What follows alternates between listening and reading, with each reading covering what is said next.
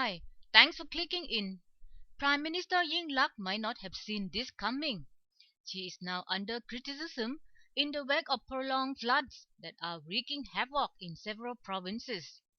Respondents in surveys on the weekend gave the government the thumbs down over its performance in solving flood problems. Even former PM Chawalit Yongchayut could not keep from joining the critics in attacking Yingluck's order to have governors of 4 provinces sleep overnight in flooded areas to monitor flood rescue efforts. Chawalit was rather direct, telling the PM to stop projecting her image and instead get down to proactive flood management strategies by setting up a ministry that is accountable for water management. Merely lining up sandbags and distributing relief supplies are far too ineffective in preventing flooding on a massive scale, he maintained. Madichon's headline shout, Banhan warns Pasak Cholasit Dam could collapse. The former PM says the water level is beyond critical. Poor water management at the dam will cause the dam to collapse. Well, that means low-lying area provinces, especially Bangkok, will be nothing short of the underwater world. This dam is believed to greatly contribute to flood prevention. Over to the Thaksin amnesty issue. Thai Post main headline shouts, Conceal in helping Thaksin, who escapes from answering motion, citing cabinet resolution on national security. Senators bewildered. During the Senate meeting, senators put forward an urgent motion asking the government about the Thaksin amnesty move. But Yingluck has adopted evasive tactics.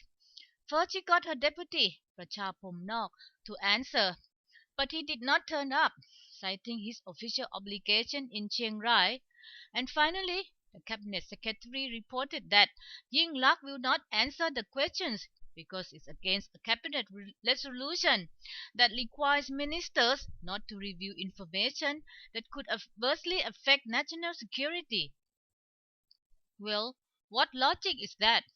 If Yingluck's government uses this tactic to escape the checks and balances, it had better be prepared to face serious questioning by lawmakers.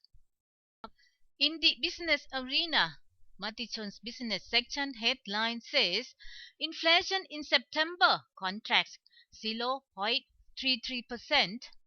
So it's just less than half a percentage point. What is the significance? Well, Commerce Ministry Permanent Secretary Yan Yong Puong Raj says the government should be given credit for the contraction of inflation rates. The slowdown in inflation is a result of the government's policy to reduce oil prices and public transport fare, plus the Commerce Ministry's effective price control measures. Well, we are not sure if he jumps to the conclusion too fast. Is the inflation contractions is a sign of economic downturn or the government's achievements in controlling prices? Look at Thai Post headline which says aim to splurge 600 billion baht in treasury reserve. Warning, Thai economy continues to slide. Economists warn the Thai economy will be in a worrisome state in the next 3 to 6 months due to the economic turmoil in Europe. But Yingluck's government believes having 600 billion baht in treasury reserve is not good because it's a loan sought by previous government and the country has to pay interest for the loan, so it had better utilize the money. Well, Thai Post says it's not sensible to splurge when the economic disaster could be in the making. Over to the energy sector. Komchatluk says aim to add toxin in LPG to prevent use of cooking gas in cars. Well, the government insists to float LPG prices for the industrial and transport sector, but will maintain the LPG subsidy for household consumption till the end of next year. But to prevent traders from selling cooking gas as fuel for cars, PTT suggests that The government adds toxin in cooking gas as a solution.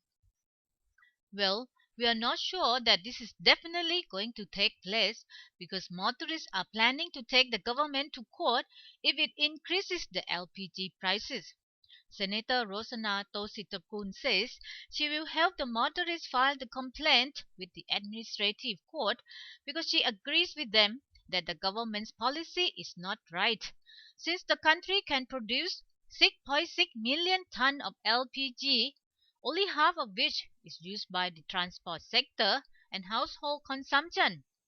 However, LPG has to be imported because massive amount is used in industries, especially in the petrochemical industry, which makes lucrative profit. The government should support moderates and not business conglomerates, she says. That's it, folks. Bye.